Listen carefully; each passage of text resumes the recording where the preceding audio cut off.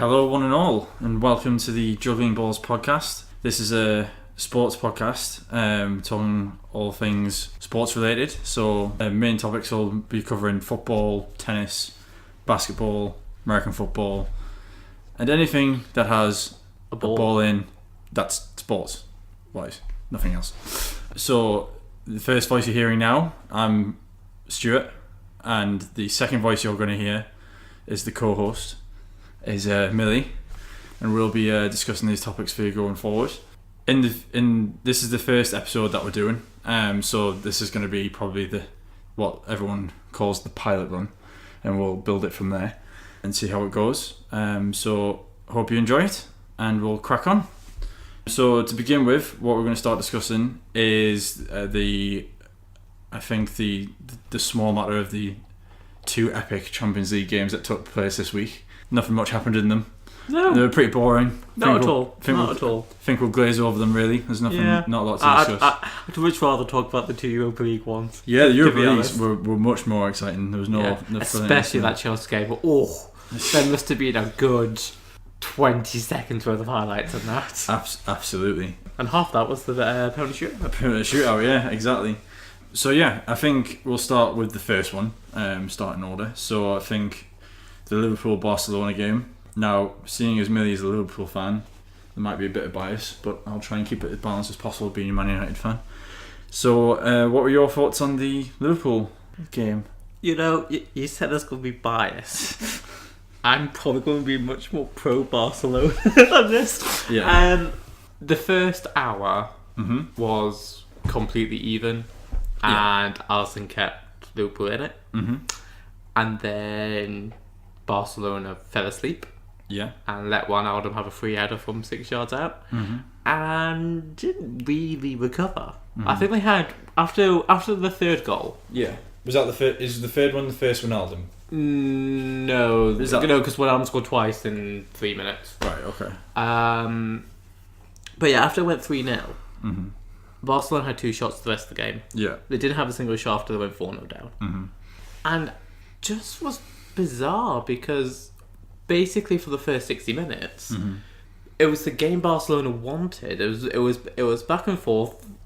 Basically, they had their out ball, which is to elbow on the flank. Yeah, and they had it at will, and then because everybody in the ground and watching basically knew that one Barca goal and it ties over. Yeah.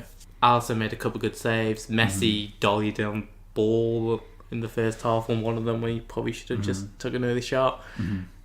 Yeah, I think I didn't see the first half, but I saw the second half, and from what I saw, there didn't seem to be there wasn't many attacks that Barcelona had where you're thinking this is going to be a goal. I mean, Barcelona going forward are always dangerous, but in that particular game, it didn't look like Liverpool had much to contend with in the second half especially. Yeah, the first half was quite similar to the first half in the first leg. Mm-hmm. And it was Liverpool getting to Barca's box at will, basically, and getting some shots away, but Barca having quite a good outlet on the other end. And basically, the first leg shouldn't have finished 3-0. That was a gross overestimation of how good Barca were. But there was 30 minutes Messi, which people are saying you can't count Barcelona because 30 minutes Messi and you out the tie. Yeah. On the other side, people are saying 30 minutes of Liverpool playing full octane because that's what we did against City last year. Yeah. And that happened at the back end of the second leg. Yeah. And it was an even tie over the... if you put everything together, it basically comes down to Dembele missing a sitter at the back end of the first leg when Liverpool went far too gung-ho to get an away goal. Yeah, that's the difference. Which is ironic, really, when you say that, because everyone was saying how before the second leg how costly was that Salah miss when he hit the post towards the end of the first leg going to be, because getting the away goal everyone thought would have been crucial. But I thought they sacrificed too much to chase it. I wasn't happy with 3-0, but it's a damn sight easier to come back from 3-0 than it is from 4-0, and it was very lucky Oh yeah, absolutely. that it didn't finish 4-0. Yeah, absolutely. With the way the last 5 minutes went. Yeah, Like, but, I mean, you can't send everybody up for a corner when you're 3-0 down. Yeah. That doesn't make any sense. But then even after following the first leg, obviously no one knew what was going to come with the Newcastle game in terms of the Salah injury and him being out. Yes, yes, the Salah injury was a blow. Mm-hmm. I don't think anybody kidded themselves how difficult the Newcastle game was going to be. I didn't think we'll win the Newcastle match. No, I thought I personally pegged it as a 3-1 Liverpool, but I didn't peg it as an easy 3-1 Liverpool. I thought for the last part of this season, I had us beating Barcelona with 2 legs because the way to beat Barcelona is to go after their defence of Busquets, because Busquets is old. He's really old now. Well, I think he struggled against. I mean, I say he struggled, but I mean there were a couple of times, especially in that first leg against United, where he had a booking, and then there was a couple of times where you're thinking that a different referee and potentially could have got something. Busquets does the thing where you notice the other midfielders are not helping him defend, but Barcelona for years and years and years have been set up for Busquets to feed it to the midfielders. Yeah. And now he can't do that bit. And so the midfielders are now ahead of the play, which makes it a lot worse. Yeah. Especially when your midfielders, like you play on Rakitic and Vidal, who aren't young themselves. Yeah. Like, Vidal's had probably 2 good games this season since he's joined. Rakitic was fine first half. Well, I mean, the thing is with Rakitic is he's always been a solid player. Even when his games haven't been necessarily the 10 out of 10 performances, he's always got 7 or 8 out of 10. Yeah, but he's 31. He's coming off a World Cup final, so he had no rest over the summer. There was I thought it was weird that Artur didn't start either of the legs. I would have thought they would want there just to, I don't want to be stereotypical Liverpool, pressing and stuff, but you know you're going to have a high octane midfield 3 from Liverpool. At least put one body who has that energy. You were asking a lot, I thought, of Vidal and Rakitic to first of all cover for Busquets, and second of all do their own job at the same time. No, I 100% agree. I think that there's been a lot of calls since that game of the 4-0 from the Spanish media that there's been a lot of speculation that there's probably going to be a bit of a clear out. Or a bit of a change, quite a big transfer window for them coming up to try and get some younger blood in. They've already got one of the. I can't remember which Ajax one. They've already signed De Ligt, and De Jong is more than likely to join, or they've already got De Jong and De Ligt's more than likely to join. Yeah, it's one of the two. Yeah. But they're going to get both Ajax guys. Yeah, and they might as well get the Ajax manager while they're there. Yeah, buy 2 get 1 free. What was it? There's buy 2 get third half price or something, isn't it? Yeah.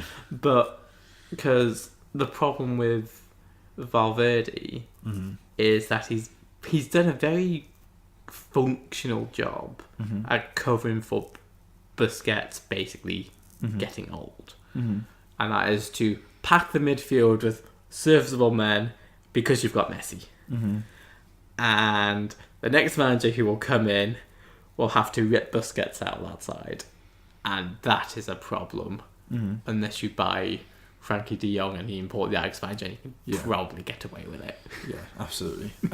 So I think we'll leave it there for praising and talking about Liverpool, because it pains me. So and then from one remarkable game to the next. This was more remarkable. Yeah. I'm sorry, this was because you could argue that there was a way, because Liverpool, again, without being too melodramatic about it, but Liverpool midweek nights at Anfield, weird stuff happens. Yeah, absolutely. So there was always an inkling back of mind, if they got one early, you never know, and that's what happened. Well, I think that was always going to be crucial. I was saying that beforehand, that and probably everyone was saying that, is if they do get an early goal, I thought we were going to win on the night. I did not think we were going to. I thought it was going. I had it back. I think I said 2-1 or something. Yeah, fair enough. But anyway, I think obviously going into the Spurs game, everyone was thinking it's only 1-0. They've got Son back. Yeah. It could happen. Yeah. But obviously when you go 2-0 down in the first half, you've got to turn around and score 3 goals in response. In the space of 45 minutes as well when they come off.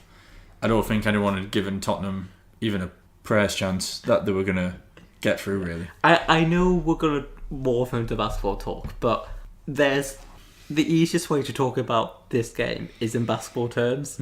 Because the first goal was the Ajax set piece goal was a pick play from a sidelines out of bound pass, and like De Ligt is also 3 out of 6 yards out. Very well designed. Spurs should have seen it coming. And basically the tie turns around because they bring on Llorente, who basically is a old style post up centre. Yeah. And they just lob the ball up to him, and he had he had time to feed off to Son and Lucas and Ali. Well, wasn't the play at the end? Ball gets lumped up. Llorente feeds it down to Lucas Moura. He gets through and then puts it into the corner. Yeah, pretty much. Yeah, that was basically the final play. But I think like, they were doing variations of that the entire second half. Yeah, but that's what I'm saying though. Like, yes, they were doing it the entire second half, but no one was expecting them to be able to get through and do it 3 times. I mean, that second Lucas goal. That second Lucas goal is something that when someone does that, when you're playing football in the park and someone does that, and you think, how on earth, like it's one of those things when you watch on TV and you've got the wide lens and so it's like, that's stupid. Yeah, it's absolutely stupid, because it's not the fact that the first shot is saved at point blank range, and then the keeper has the ball and Shona kicks it from the keeper's hands. Yeah. Then Lucas dribbles past 3 people with his back to goal and rifles a shot through another another defender on the line. Yeah. But I can almost say for certain we've seen that goal happen before when we were kids playing on a field. Like those are the sorts of things that it was that sort of goal, and it's just like, that shouldn't happen at this level for a variety of reasons. But as I say, like, I was sitting watching that second half in a bar, and basically everyone was on tenterhooks, obviously, because at that point it was one more goal and they're through. And literally when that ball went in the bottom corner, there was no Spurs fans in sight, but everybody was jumping up and like celebrating as if it was their own team because of just the moment itself, and the fact that they'd obviously turned it around under the circumstances that they had. And I would agree with what you were saying before, that it was more remarkable that Tottenham turned it around compared to Liverpool's. Yeah. Both, it has to be said, were incredible achievements to turn them around, but I think I would tip it just to Tottenham. It was weird because at the Spurs game, when Ziyech hits the post in like the 80 whatever minute, my thought was like, oh, Spurs are going to do this now. Well, that was what the commentary said. The commentary literally. It's like, well, Spurs going to do this. I was like, well, they still need another goal. Well, the commentary said that as well, though, because like I don't know who the BT commentary guys. I think it was Fletcher or whoever it was, and he was saying you almost feel now like it's Spurs night. And it did have that feeling about it. I did not watch it on BT, so I don't know. Well, I had to watch it on BT because that was the only screen I had available. But yeah, like, I mean, a tasty final though. I'm looking forward to it now. I'm looking forward to it because with these two managers, they've always been interesting games. I am worried that Spurs will, I don't want to say self-destruct, but there's a scenario in my head where Harry Kane plays and is not fit, and that kind of negates any Spurs threat. Yeah, and it's a little bit easier than it should be. Which, to be fair, I wouldn't complain with, but that's my worry. Yeah, the thing is for me is I remember a few seasons ago when it was the Madrid derby Champions League. Diego Costa had going into the final was a bit iffy, and they decided to go with him. Yeah, there is no way that if Harry Kane is 30% fit, he does not play. Yeah. He's just, if Harry Kane is 30% fit, he shouldn't play. Yeah. But he will. Yeah. And that's That might be a problem. Yeah. I mean, to be fair, I just want a good game. Yeah, I think it will be a good game. That's probably my shared concern with that. Yeah, but if you start Kane and he can't go more than half an hour, then you've kind of wasted a sub for not really any benefit. Yeah, I suppose. But I think that there is something to be said for having him just on. I know, again, what you're saying with him being 30%, but even if Pochettino were to do the sensible thing and say, I'll put you on the bench, and then if we need you later on, then I can bring you on, which I think is probably the more sensible route to go. But again, when it's your club captain, and your leader, I think, and probably your best player in the team, I would say. I think there's been a debate for the second half of the season of how good Son's been, really. Yeah, I think Son's been their best player this season. Yeah. When he's been playing, because he's had 2 international tournaments. Are you going to say Eriksen? I would have said I do love Eriksen, but best player on their day is probably Kane. Yeah. But I don't subscribe to the theory that you play your best player at 30% because he's your best player. If he's still your best option at 30%, then yes, you do play him. He just won't be. Yeah, but I think the thing is as well, though. I think the thing that Pochettino will take into consideration is the fact that without Kane, they've probably played some of their best matches. I don't quite understand how, but it seems to be that when Kane's out, there's a slightly different emphasis what the front 2 or 3 do, because Kane has such a massive skill set that he can create shots for himself as well as being on the end of moves. And if you play Son or Lucas up top, they much more dribble to shoot rather than pass and move to shoot, and then Llorente's just a box threat. So they're all different strikers, so it's just how the team sets up. But I don't know whether it's just how they've set up is different and then teams aren't prepared for it, as opposed to that they are actually better. Yeah, it's something like if I had time to play with data and look at stuff, it would be an interesting hypothesis to test. Yeah, I know. I think obviously going forwards in future podcasts we'll have a lot more. We'll give ourselves a bit more time to be able to look up at these things and see what the stats bring out, and obviously that'll answer a lot more queries. But I think obviously for now we're just sort of reviewing things as we go. Yeah. And take it from there. But I'm not going to ask for a prediction on the final. Because I think we should see how the next lot of games go in the league and see if any injuries come up. And go with that. And plus, I think I'm presuming that Salah will play. Yeah. I'm half presuming Firmino plays. Yeah. I'm guessing Keita doesn't. Yeah. At the moment. Well, Robertson's also got an injury as well. Robertson will be fine for the weekend. He only had a leg knock. For the final more than anything else. I think obviously it's in 3 weeks. In the next couple of podcasts, definitely in the one before the Champions League, we'll probably do a full preview of that and break things down a little bit more and see how it goes. Let's hope the review's a bit more positive for you. But anyway, going into the Premier League, obviously this weekend's the last Premier League games of the season, and what an interesting season it's been.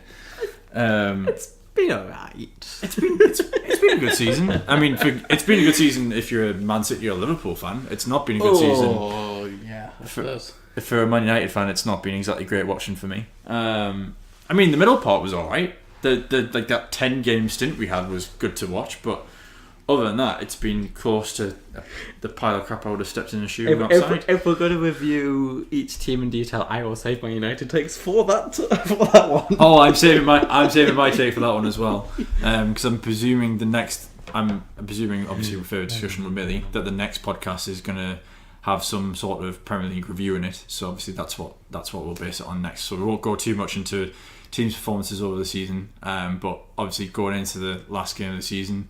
Do you see it going any other way than City? No. I think City are going to win 4-5 now. Do you think? Yeah. Brighton aren't good. No. Like, they're not. But I mean, they did get. I mean, I didn't see the game, but they did get a draw against Arsenal. Have you seen Arsenal recently? That means nothing. But getting a draw at Arsenal means that you are, like, if you want to play the transitional game, you're worse than Crystal Palace. You're a lot worse than Leicester, but somehow better than Valencia. Go figure. Yeah. And Man United. Well, obviously. All right. You walked into Just that. because your team's doing well for a couple of seasons, right? Now it starts piping up. You walked into that. No, I did. I can't see how City don't score 1 or 2 or 3. So you don't think Glenn Murray's going to be your saviour? You can let me finish. I don't see how City fail to score at least 2. Yeah. I can't see a way of Brighton scoring more than 1. So unless there's a heroic defensive performance, so our savers will be Shane Duffy and Lewis Dunk. Stranger things have happened. Stranger things have happened. Brighton did do a spirited defensive performance at Spurs a few weeks ago when they were still fighting. They are now safe. I think that will have a lot to do with the fact that it won't be as stern as some people think. Okay. And also, as I said when going back to what I said at the last game, how I thought we would draw against Newcastle. I also think we're going to draw against Wolves because Wolves are good. And they've got 7th wrapped up, but Wolves are very good against top 6 sides because of how they play. They're going to be a pain in the arse to break down. We're coming off a huge emotional win with a few players missing. Yeah. It's not the team you want to play in the final day. No, it's not. And let's be honest, I would have picked quite a few teams other than Wolves if I had my pick. Yeah, I mean, I agree. I think I would rather play Arsenal than play Wolves in this final day. Yeah, I mean, I've pegged both results as being the favourites, being Liverpool and City both to win. I don't see. I think obviously, as you say, Liverpool are going to have the biggest struggle. I think because Wolves are a good team, and if you look at their results against the top 6, they've turned up in the majority of them. If Wolves could beat the bottom 6, they could have had an outside chance of being top 4 this year. Yeah, I think so. Wolves are good. Yeah, I think so. And I think a summer of bringing a couple more players, a bit more development with the players they've got, and I think they probably will be. I think, for me personally, them and Leicester are probably the ones challenging for the top 6 next season. That's just my personal opinion. And we'll go into that a bit more detail in the next podcast, I think, because it's going to be a lengthier discussion, I think, than just glazing it over in space a couple of seconds. You can get 5-1 on Liverpool Wolves drawing the final game. I'm very tempted by that. Fair enough. So I think we'll see what happens. Obviously, if some sort of miracle does come from the Brighton game, we'll probably talk about that a lot more and your thoughts on that. Just before we move on, I do have one question for you. There's always one game on the final day of the season that literally makes no sense, and there's about 8 goals in it. Which game do you think it's going to be? Right, I haven't seen the fixture list. I'll get a fixture list up. Right, we'll just go down the list. Brighton City, that won't be interesting. Burnley Arsenal, doubtful. Palace Bournemouth. That's weird. That could be weird. Fulham Newcastle, Leicester Chelsea, Liverpool Wolves, Man United Cardiff can't score. Southampton Huddersfield can't score. Spurs Everton, Watford West Ham. I would say if I had to pick one or two of them, I'd say the Leicester Chelsea, and the Watford West Ham. I don't know whether Watford will rest everyone for next weekend though. That's my only worry with that. But I'm always a bit wary of resting players like that. Yeah. I'm going to go Palace Bournemouth to finish 4-4, because why the hell not? Because one game always does. Yeah, I think for me, if I was to pick one, I'd say Leicester Chelsea, because I think Leicester is, even though their season's been pretty much done the past couple of weeks, they've still turned up and wanted to score goals and put in a good performance. And I think that's due to the fact that since Rodgers has come in, there has been a turnaround and a positive turnaround. Yeah, it's weird to get a new manager bounce when you've got really not much to play for. At the end of the year, it'll be interesting whether that can carry on. Well, yeah, I think as with most teams in the summer, it's going to be interesting. Some particularly with this one for Leicester, because I think they're wanting to try and keep hold of Tielemans and get him on a perm, and I think there's going to be a few players that might move on, like the likes of maybe Morgan or Brighton, maybe players who are obviously reaching the latter stages of the career, if not finishing the career. Not necessarily all Brighton in that sense, but probably looking to move on to a different challenge potentially for Rodgers to get some new players in. But yeah, we'll see what happens. Hopefully it's a nice dramatic end to the season, like everything else has been this week. I can't see it. I can't see it either. But if I'm being honest, like if City, like, it'll be the worst thing for Sky, but also one of the more predictable things will be City scoring within like the first 5 minutes. Yeah, and they'll go, oh, but then but then again, if something fluky happens and Brighton get an early free kick and score a header or something within the first 5 minutes, that makes it a bit more interesting. Yeah, that makes it fun. Yeah, but again, I just can't see it. I can't see it either. Right, City are too good. No, more on how great City have been. I hate saying that sentence out loud. I get the feeling I'm going to have to say that a few more times over the course of these podcasts, though. So we'll move on to that. I will make you say it. Yes, you will, probably. Thank you for that. Anyway, moving on from football, we'll start talking some basketball. And obviously, at the moment, the playoffs are currently ongoing. A lot of interesting games and situations and scenarios have been thrown up in these playoffs. Obviously, we've got Houston, Golden State going into Game 6 tonight, potentially ending it or extending it to a Game 7. We've got Toronto and Philly in Game 7. We've got Denver and Portland into Game 7. All this potentially Game 7's happening on Sunday, and then we've got Bucks and Boston, which is just finished because Bucks just put the foot down and didn't look back. Yeah. So I think we'll start with the matchup tonight of Houston and Golden State. The game is at Game 6 and it's at Houston. Obviously the big news coming out of Game 5 was Durant suffered a calf strain and will miss the rest of the series.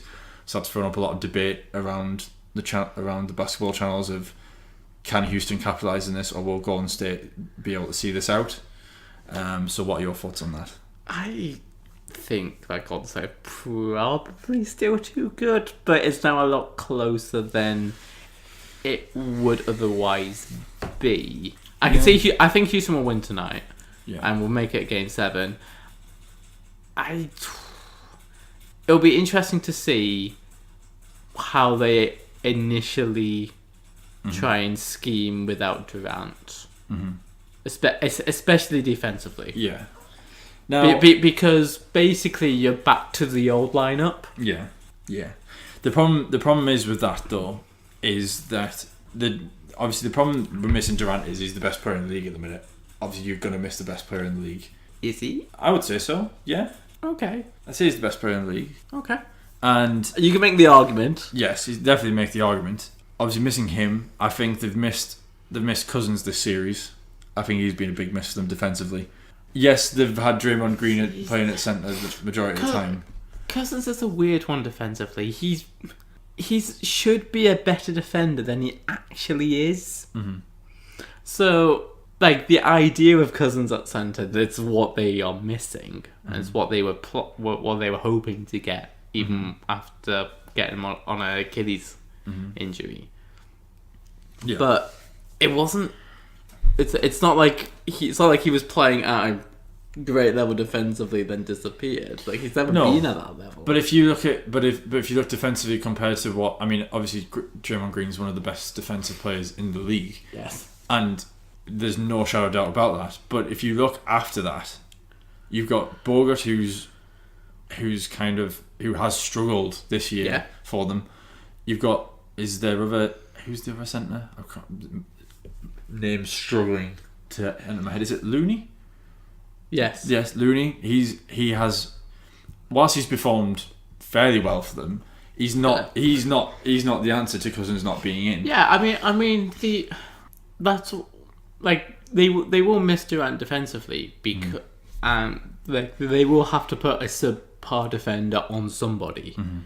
So it's all about how, like, that's what I'm saying. It depends how they want to scheme it defensively, because if Houston was missing one of their top players. Well, they switch everything anyway. Yeah, absolutely. So you can half get away with it. But then I think the other thing as well is people are saying, oh, they can go back to the original lineup. But then the original lineup, obviously back then, Iguodala was coming off the bench as the sixth man. Yeah. Iguodala has been asked to do a lot of minutes in these playoffs, and he has got a lot of miles on the clock. He's 35. Is he going to be able to do it potentially for another 2 or 3? If they get through Houston, they've got the Western final, and then they've got the finals. I think it's a good thing. I mean, like, just for the immediate future, I think it's a good thing that the other Western series has gone 7 for them. Oh yeah, absolutely. Because that works in their favour. Yeah. Because if that one had gone in 4 or 5 and this one has been a slog in 7, then the fatigue comes a factor later on in the conference finals. Yeah, I think especially if Denver win Game 7 against Portland. Yeah. But so they've gone 7 against the Spurs, so they go 7 against Portland. Yeah, but obviously, and then getting this slug fight against the Warriors. Yeah, but obviously to that point as well, obviously that you're making about that one is the Eastern Conference. When you look at that, Bucks have got through in 5, and then Toronto and Philly are going to come back off a 7 series and be obviously fatigue's going to play a part whoever gets through that. So, but obviously I think that Durant obviously is a big miss. Cousins is a miss for them. I don't necessarily agree with the idea that because it's the original lineup, they should be fine, because they don't have as big a depth. It's not the fact they should. It's not the fact they should be fine. It's not the fact they should be fine. It's more I'm less worried. That's probably the way I put it. Yeah. I'm not necessarily saying from your point of view, because we know kind of what this lineup can do. It's not like you're taking one of Portland's best players, or you're taking Jokic out of Denver, and then you're like, what the hell do we do? Yeah, I know that. Like, and we do kind of know what this lineup can and will do. But I think there's more... So it's easier to say... Yeah. It's easier to project what could happen. But I just think that if you compare the benches of the team at Golden State now compared to what they had back when they had that original lineup. Yeah, I agree. There isn't as much depth there, and even though they had Bogut back then, he isn't the same player that he was then. Everyone is a couple of years older. Yeah. Everyone's got more miles on the clock. I get your point. It's that's why I'm not saying they will be fine. That's my point. That's why I made your point. Is I think they'll be fine. I'm gonna put my neck on the line and say I think Houston are gonna go through. I'm gonna be a brave man and say Houston going through in 7. I mean, that's completely reasonable. I said, I mean, probably less reasonable at the start of the series, but I did peg Houston in 7. I thought it was going all the way. I didn't see them doing it. I didn't see them winning 4 of 6 games. I saw them doing the backwards and forwards and maybe nicking the last game and doing it that way. But I say a lot of people were saying that very first game, with them having a little bit more break than Warriors, everyone was saying that was the missed opportunity, and it did look like that from watching the first game. But the fact that they managed to hold the home court as well, I think that held them in good stead, especially with Durant still being inside at that point. So for me personally, I think Houston will go through. I mean, it's not going to surprise anybody if Golden State go. I mean, we're saying all this now. The zombie Warriors. Golden State end up blowing them out by like 30 points or something tonight, and then this whole discussion is null and void. The thing with Houston is they like with Durant out, it's now much more of a toss up. Yeah. But the way Houston plays, they could go over 23 on 3 points again, and that's it. Yeah, absolutely. Yeah, absolutely. So I think we'll leave that particular series there. We'll move on to the series which will end on Sunday night. Both of our teams in this one again, Toronto and Philly. So going into last night's game, was it last night or was it the night before? It's last night. It was last night. So going into the last night's game, obviously Toronto had a 3-2 lead. Going back to Philadelphia, it was not close, and it wasn't really close. I honestly, at the start of this, when this series started, I personally felt it would be 4-1 Toronto. I thought Toronto would deal with Philadelphia quite easily. I just didn't see how especially the problems that Embiid's been having. Yeah, I thought he would be. I didn't think. I was cautiously optimistic, and this is why I'm not cautiously optimistic. But it's like there was also Embiid, but then if you look at Simmons hasn't really turned up so far in the playoffs. He played a 30+ point game. I think one game against Brooklyn when Embiid was out, and which I think goes to show that when Embiid's not the focal point of the team, Simmons is a much better player attacking and getting to the hoop. Simmons is weird. Mm-hmm. Like, he just is in a very nice way. He's weird. Yeah. Because you can almost game plan him. Yeah. Out of the game by just like going, okay, you can shoot from 20 feet. Well, go ahead, because we know he won't. Yeah. And so if you clog up his passing lanes, it's the way he plays, what he wants to do. It's a lot harder to do. Yeah, but I think which is why you get things like he isn't showing up. It's like, well, like, he's just been game planned out. Well, last year when Philly got knocked out by Boston in the semi-finals, I think. Mm-hmm. They're basically their whole tactic in that last game was let Simmons have the ball, let him shoot because he's not going to take the shot. And I think it even got to the point where the Boston crowd was chanting something like "Shoot the free, you coward" and stuff like that. Like it got to a point where he just, and everyone thought in the summer he's going to go away and develop that. And he absolutely didn't. Yeah. So, like, I'm praying this summer he sees the light a little bit. I mean, he doesn't need to develop it that much. All he needs to develop is the threat of it. Yeah. I don't even think it needs to be. It doesn't need to be a 3-pointer or anything like that. It just needs to be a jump shot. Yeah, a jump shot of some kind that is half successful. Yeah. And it's all what I do. It will force one defender to to close them down somewhat, and then that opens up everything. Absolutely, yeah. So it doesn't help that with the playoffs, the way the benches get shorter and the rotations get longer. Mm-hmm. Your best players are out there longer. Mm-hmm. Your best defenders are out there longer. Mm-hmm.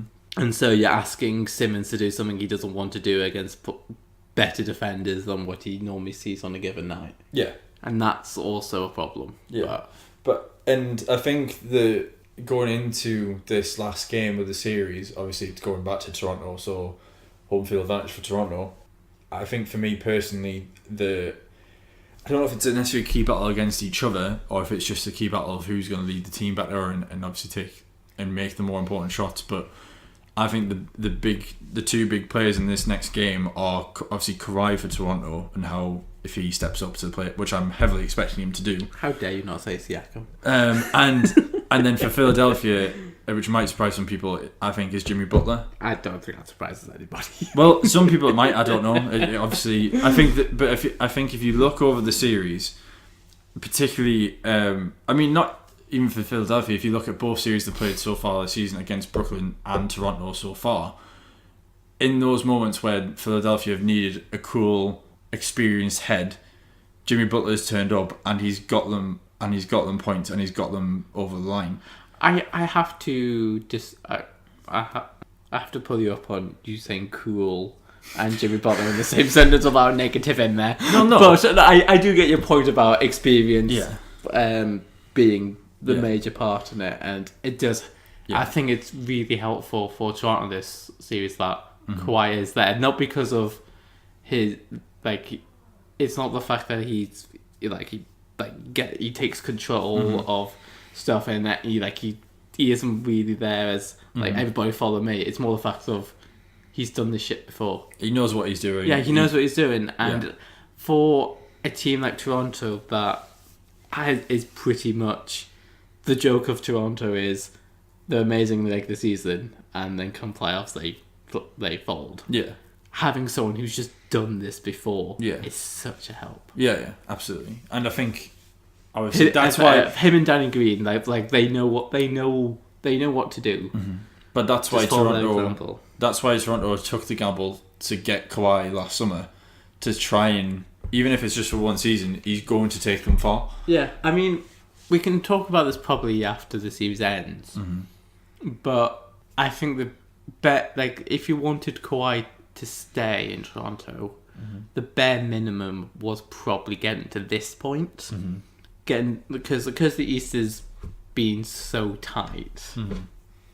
Getting into a position of getting to the Eastern Conference Finals, and then hopefully, depending on if we win on Sunday, then if the Eastern Conference Final is competitive, it doesn't. I don't think it overly matters whether it's a win or not in the series, as long as it's competitive against the Bucks. Then that's your pitch to Kawhi. It's like, this East is very winnable. We're already very competitive. And like, if he says, no, I want to go to LA, I want to join the Clippers. I decided I decided a couple months ago that, I want to go to the Clippers. And you go, okay, fair enough. Yeah. I mean, I 100% agree with what you're saying there. I am in two minds with Kawhi though, because I do wonder if he's come to Toronto thinking I'm just going to do a 1 year stint and then I'm just going to go to LA. I think at the start of the season everyone thought, it might be the Lakers, and then I think as the season's gone on, and I think from about the halfway point everyone thought, I think the rumour mill and the sort of insider info came that it was more likely to be the Clippers, which is fair enough, because I think if you look at the two organisations right now, I know who I would be picking to play for. I would definitely be going to the Clippers over the Lakers right now. Would you pick? I was gonna make a silly suggestion. I'm gonna change the team. Would you pick to go to the Suns or the Lakers? Because I was gonna say the Kings, but that's still not a choice. Well, the Suns isn't much better, really. That's the point. Well, I think if you look at the Suns and you look at the Lakers, I'll just take a couple of seasons of madness with LeBron, I think, over the Suns, rather than Devin Booker scoring 70 points and losing games still. But if you're a free agent and you think that with I don't know whether, off the top of my head, I don't know what Phoenix's cap situation is, but if they get the number one pick. You've got Booker, Zion, and DeAndre Ayton. Potentially, yeah. That's quite fun. And then... Yeah, but I was doing it on the basis of here and now. I would go for... But obviously the free agent decisions after the draft. So. Oh, yeah, absolutely, yeah. So, yeah, in terms of Toronto and Philly, how do you see this Game 7 going? There will be a run halfway through the second quarter, which will decide the game. I have no idea who's going to make that run. I will say Toronto, but it's 51-49 in my head. I think it's 50-50 because of the only reason I'm tipping it Toronto's way is because of the home field advantage. Yeah, which is why it's 51-49 in my head. And maybe potentially tipping it is depending on how healthy Joel Embiid is turning up. But if he can play and he can play to the extent we know he can, I still think that should be enough to get them over the line. But then if Kawhi just has an absolute monster game, I think we're talking fine margins. Yeah. Can I just make one major gripe about this Game 7? I really hate the fact it's the latest one. Not just because it's our teams, but also just it's the East. The East Game 7 is going to be played after one or both of the West Game 7s, and in my head that just makes no sense. Well, television, there you go. Yeah, I know, and if the choice is Toronto, Philly, or Denver, Portland, I know which one. I can understand which one It's 12 o'clock in the morning on Monday morning, so if you're going to stay up for that, congrats. I almost stayed up for one last night. I decided against it quite late, and I'm glad I did. Yeah. I might watch that. Fair enough. I might try and see just see what happens. So moving from one 7-game series to the next, we've got Denver and Portland. I don't understand how Denver didn't win last night. I don't understand it. This should have been done last night. Yeah, I didn't. To be honest, this is probably out of all the series, this is probably the one I've seen the least of. So you're probably gonna have to guide me a little bit on this one. I haven't seen that much of it because it's late night ones and I don't have League Pass, so it's a bit more difficult for me. But yeah, what's been happening in this series is Denver when Jokic is on the floor, have been very, very good. Mm-hmm. And when Joker's been off the floor, they've been very, very, very, very bad. Right. Last night, for the first time in the series, was when Portland had a positive rating when Jokic was on the floor. Mm-hmm. And that's why they won. Right. Because the Denver bench unit is horrendous. Right. So Joker's got four fouls early in the third quarter, I think. Yeah. And so he got auto benched Yeah. for reasons which I don't agree with. I don't like auto benching when people hit fouls too early. You should trust your guys not to foul, especially good players. It happens a lot in college basketball, which I know you don't watch, but because that's 5 fouls rather than 6. Yeah. If any player gets 2 fouls in the first half, Yeah. nearly every coach will pull them into half time, and it just annoys. Well, it's like in that Houston Golden State game, the last one, which I think it was Capella. Capella got 2 in the first quarter, and then got pulled. And that was it. He was out for a little bit. Yeah, and it's just like if he's your best player and you've got loads of, and if he's your best player and his average fouls per 36 minutes or whatever is nowhere near fouling out, just trust him. Just trust he's not going to foul out. And so that's why he's gone to games 7, because Denver were up and then Jokic got into foul trouble basically. Yeah. Denver are the better team. Denver are the better starting 5. Portland are the better team. Yeah. I can remember talking to you 6 weeks ago about Portland being sneakily. I had a sneaky feeling about Portland getting the Western Finals. So are you sticking to your prediction? Yes. Okay. Because I'm so worried about this bench unit for Denver. If we're talking about the lack of depth for the Warriors. If it's a Warriors Nuggets Western Finals, it could be over quickly. Yeah. That I don't think will be that competitive. Yeah. Which is a shame. Yeah, I mean, I think the thing that Denver have got going for them is their home games are always notoriously difficult to win. The teams go to Denver and struggle. Well, it's the altitude. Well, yeah, obviously. I think that's obviously the main reason. But obviously, the fact that Denver are now a good team, helps factors. Helps. Yeah, I mean, like game 7 at altitude, that could be the difference. Yeah, I'm picking Portland mainly because I had a sneaky feeling they could get to the Western Finals like 6 weeks ago. Yeah, but I mean, I'm not entirely sure if I didn't have that prior, what I would do. Yeah, I think for me though, like even if Portland were to go out after tomorrow, the moment of these playoffs for me is that Lillard shot against Oklahoma, however far out it was. 37 foot or something? Something silly like that, and just hitting it over Paul George, game beater, and then just it's the wave. The wave is what makes it for me. Obviously, all the bad blood between Lillard and Westbrook, and just the fact that he was just like, see you later, like just absolute perfection. Yeah, so for me, I think I'm going to go and agree with what you're saying about Portland. I think they have 2 great players in Lillard and McCollum. Yeah, I'm just making sure I got his name right. And I think that they're very capable of just being able to shoot themselves through. Like if Houston win tonight, the Denver-Portland Game 7 is at a fairly reasonable time for us British lot.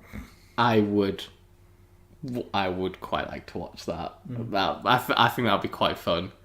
I think it'd be quite fun Game 7, and then finish off with Houston, Golden State, and then that we'll just pretend that Toronto really doesn't happen. Well, this is the thing, because for our nerves' sake, let's pretend it doesn't happen. At the minute, the Toronto Philly game's at 12:00. Well, no, that's scheduled. That's not going to change. Yeah. So if Houston win tonight, then it will be Denver, Portland, followed by Warriors, Houston, followed by Toronto and Philly. Yeah. If Golden State win tonight, then they will move the Denver Portland game to the, what would it be, 9:30 for us time. So there'll definitely be one at 9:30, definitely be one at midnight. Mm-hmm. It's just whether there'll be one at 6 or not, basically. Yeah, absolutely. So moving on from those 3 series that are still yet to be decided, moving on to the other series that has been decided, and convincingly.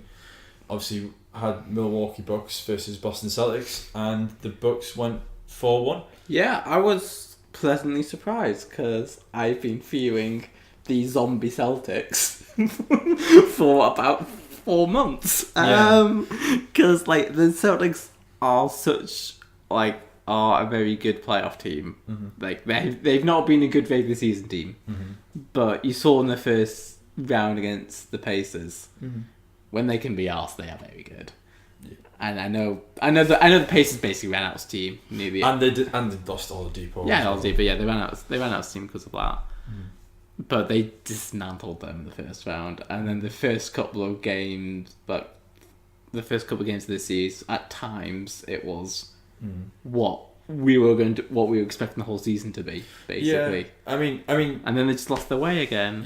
I know when we've done practice rounds of this and stuff, we were talking about Boston quite a lot, and you were very much on the side that Boston will click. Yeah. And I was very much on the side of I don't think they are going to click, because I'd watched Boston with interest throughout the entirety of the season, and there was those moments where, like the first series, they were clicking for like 10 games. Yeah. And then something out of nowhere would just tip it all off scale, and that was it. My thing of Boston will click was more based off once you get it will take a couple of games, and once they're in, they'll put all the shit to one side for this month, and then just power through it, because it's a game and then a game and then a game. Yeah. You're not having back to backs. You're not having media come in and doing stuff all the time, and it's I think the playoffs for teams like Boston is probably better than what the Warriors basically were middling along for quite a bit of their season, just waiting for the playoffs to start. Yeah, but the thing I put Boston in that boat. They just found themselves not at the top of the Eastern Conference whilst doing it. I just thought that fairly early on in the season, Irving put a big wedge in between him and the younger players. I don't understand. If Kyrie resigns, and that's a big if, because we're not expecting him to, but if he resigns, what's he been doing this year? He's boxed himself into a corner where if he resigns, he loses whatever reputation he still has in that dressing room. I think he's already lost it. Yeah, and it's just if he didn't if he already knows where he's going, then fair enough.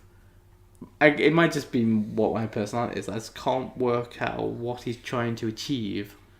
I mean, I don't know if he's necessarily trying to achieve anything, but what probably doesn't help him is when after Game 6 when Bucks go 3-1 up, and he turns around, he gets asked a question, he turns around and says, "I'll shoot it 35 times if I have to. Just give me the damn ball and I'll shoot it, and I'll shoot it well." This next game, very next game, which everyone knows is basically make or break for Boston, they have to win it. He shoots 21 shots and makes 6. Yeah. You can't. Yeah, if you gotta first off, I would say don't call your number like that. That's again, that's my personality coming through. But don't call your number. That's just no. There's just no point.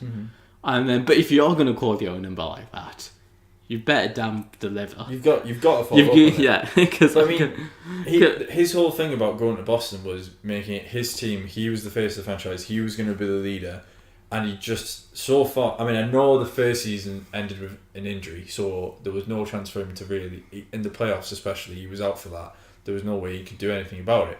But this season, it just feels like it's been one episode after another for him, and he's never been able to pull it back to the point where everyone is in agreement saying, the Celtics have arrived, they're here now. Yeah, and that's kind of my point. Like, if he'd been here, if he'd been in the Celtics like 5-6 years, and like he was like almost a bit like a high scale version of what Davis is doing at the Pelicans, and that you could half understand where he's coming from, but like he isn't there. Yeah, it's just like I don't understand what he's. Again, I don't understand what he's trying to achieve. Well, obviously he left Cleveland because he wanted his own team, because he thought he was going to have his own team, which is fair enough. Everyone can believe how good they are, and there is no issue with that. The problem is, before LeBron got there and improved everyone and helped everyone improve and get to the point where they were able to win a championship, Irving was still a rookie, and they were still a team who were, I think, in the bottom rungs of it. Yeah. And then basically when he comes in, LeBron turns them into this, helps transform them into a championship contending team. Obviously they go and get a championship, and then after that, Irving, it seems to me, from my perspective, that Irving started to think that I can do this. There's no reason why I can't do this, and I want to be able to prove I can do this. I'm trying to rack my brain back to stuff. Yeah. Did Kyrie have a contract on the table over the off season? I can't remember whether he did or not. I can't remember that either. Because if he. So in terms of the contract, I'm not 100% sure of what the situation was, but in terms of why he was so annoyed at things, I think that a lot of it came from the media, because the media kept asking him, what are you going to do? What's free agency looking like? How are you feeling about it? And this, that, and the other. And I think it got to the point where he turned around in the middle of the season and he was like, stop asking me questions about this, because I can't tell you anything, and I'm not going to tell you anything until July the 1st. So that's the line he started, and then he says I want to sign this, like, don't ask me to July the 1st. I want to sign this to the Celtics, and then it changed to I don't own anything a damn thing. Yeah. Or was that fact? And that's why this whole thing's ramped up now, because like he had a message and then flipped it on its head without really any justification. Yeah, I mean, I remember there was at least not publicly. Like before the season started, there's the usual sort of fan conference and things like that, and he's saying, I'll be re-signing as long as you guys are happy with that, or something to those along those lines. And basically everyone's like, oh well, he's signing then. Like, you don't come out and say something like that unless you're staying. Yeah, you don't. I don't know whether he said that on the basis of he got told by the organisation there'll be a contract on the table by X amount, and then that contract never turned up, and then that's why he flipped the script. That, like, we don't know what's happened internally. Yeah, but my thinking is something must have happened. Yeah, I think that if you look at the timeline from the beginning to the end of the season, and obviously in these playoff series, there's been little moments where he's just disagreed with teammates, or he's disagreed with players, and the coaching staff, or whoever. And he's come out in those press conferences after the games, or in the obviously the huddles in the locker room with the journalists. And there was a particular, I can't remember who it was against, but there was one particular moment where he just ripped into people and said, "We're not playing well enough, and we all need to sort of buck our ideas up." And then it seemed to create that division between him and the rest of the team. Yeah. And then he realised it quickly, and then a few games later he apologised for it. And went to the lengths of saying, "Oh, well, I spoke to LeBron about it," and made up with LeBron. I forgot he called LeBron in the middle of the season. Made up with LeBron and did all this. He's getting the band back together. He's going to LA. Yeah, well, that's not happening now because Ty Lue ain't signed for the Lakers, so that's not happening. Why do you crush my dreams like so? I'm sorry. But yeah, so like, I think that he hasn't helped himself is basically my point, and I think that. I don't think that team, if Kyrie doesn't re-sign, is going to be particularly bothered, because I think a lot of those players, like the likes of Tatum, Brown, Smart, and all those guys, said, "Well, we got to the Eastern Finals last year without you, so we can do it again, whether you're there or not." If Kyrie doesn't sign, that takes the Celtics out the Anthony Davis sweepstakes, doesn't it? Because they're not going to then offer Tatum. No, they're not gonna offer the guys that they would probably offer unless Kyrie's there. I don't think, which I think is the smart move for them anyway. Yeah. So where does Davis go now? Does he go to the Lakers? No, I don't think he'll end up at the Lakers because the Lakers don't have the same amount that they could have offered back then, like a few months ago. Because if you look at what's happened with the Lakers since, they plummeted in terms of quality. They won barely any games. Ingram unfortunately has had the blood clot, so like that puts a big question mark over his health going forward. Lonzo Ball already had question marks over whether he could stay healthy for an entire season, and he's got injured again.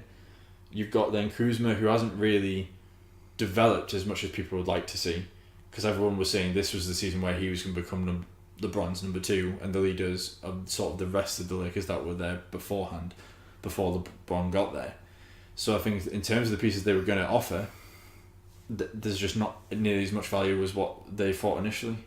So I'm now just trying to rack my brain, like, what's the market for that then? I don't. There isn't much of a market, is the truth, and I think that, and it's funny because, like a couple of weeks before the end of the season, Davies started changing language to, well, if nothing happens in the summer, I'm more than happy to play for them. Like I'll play another season. That bridge is burnt though. He can't be there, but he.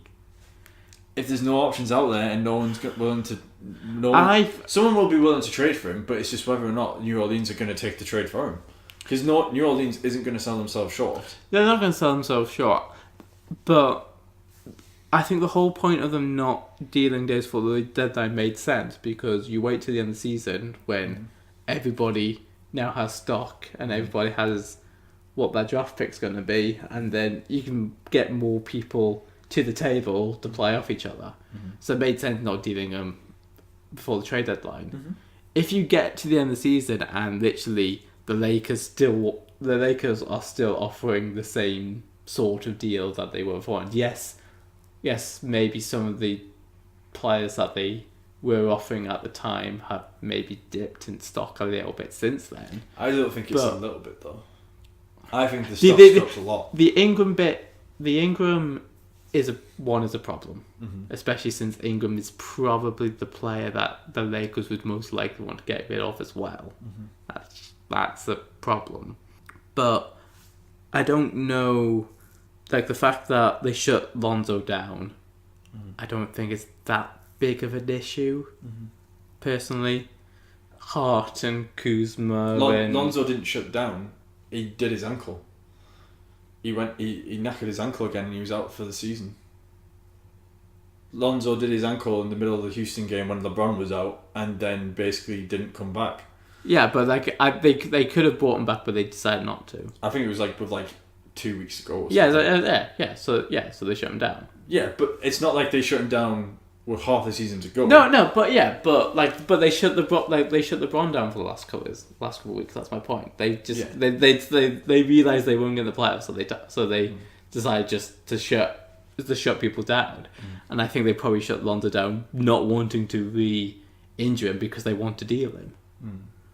So I don't think the Lonzo ones actually took that much stock off, because yes, he had an ankle injury, but he should be fine, really. And you know what you're getting with Lonzo. It's not just the ankle injury though. It's the fact that the previous couple of years when he's played, he's also had these types of injuries where he's been out for a month or two, and you don't want to be training for a player who has that history if you can help it. If you can help it, but if you're trading for for the most part, if you're trading for players, then there's usually a reason why they're tradable. Yeah. You don't tend to get players with no marks against them for whatever reason on the trade market, because otherwise they won't get traded.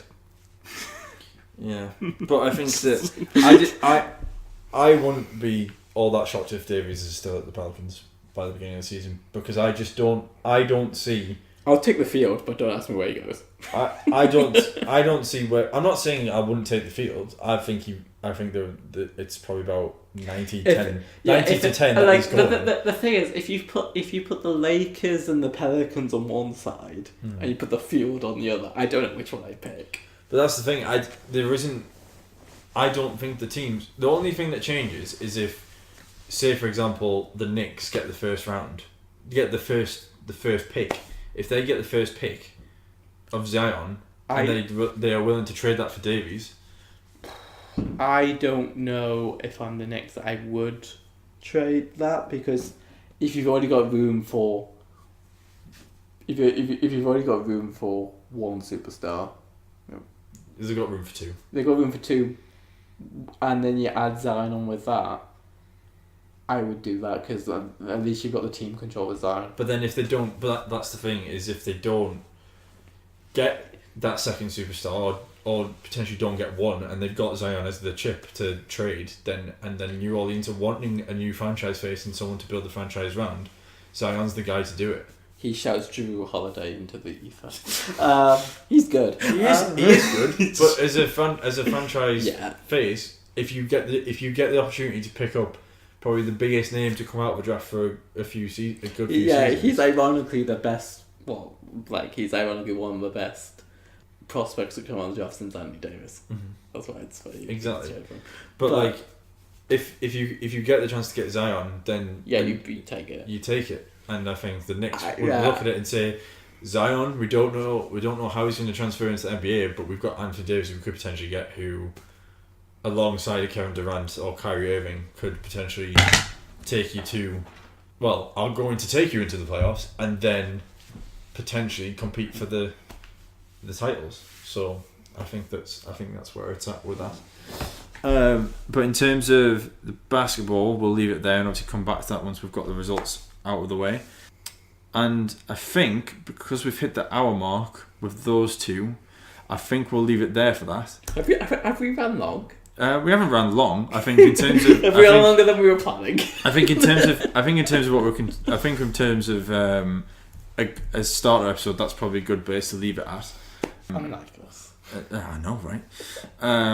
Seeing as the first go around we had, I think it was about 2.5 hours long. So I'm glad it's not gone that long with this one. But in terms of obviously going forward and in the future, I think the plans for the first month are probably going to be the next couple of podcasts are going to be a bit more in depth on certain things, on certain events. So, say for example, the next one, there's probably going to a large chunk of the podcast is going to be like the season review for the Premier League, and obviously reviewing that. And I think then following on from that, it'll be things like the French Open for the tennis. Obviously the playoffs will be getting reviewed still, and obviously everything that'll be coming up with free agency for the basketball. So there's going to be a lot to talk about over the next month or so, and then obviously we'll continue on with it as we go. But I think as bigger events start coming through, we'll review those a bit more in depth, and then take a little bit of time afterwards or beforehand to review like the bigger news stories of the week, and see where we'll go from there. So that's episode 1 done and dusted. Glad you could join us. Hope you enjoyed it, and we'll speak to you soon. Bye, See you later. Bye.